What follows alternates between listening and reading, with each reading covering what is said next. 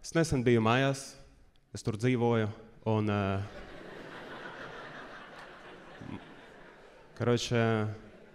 man mājās ir tāds diezgan vecmodīgs interjers, un es nesen nopirku kaut kādu mēbeli Ikea, un man viss šitais interjers konfliktē.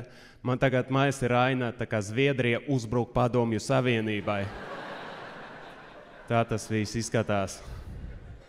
Arī man ir problēma, ka man ir diezgan tādas plānas sienas, un es dzirdu visu, ko man kaimiņi stāstā. Es par viņiem zinu visu. Un es domāju, priekš kām būvēt tādas mājas, kur tu zini visu par saviem kaimiņiem. Un pēc tam es sapratu, ka es dzīvoju Stalinkā. Es tāds, perfect dizains šādam laikam, vai ne?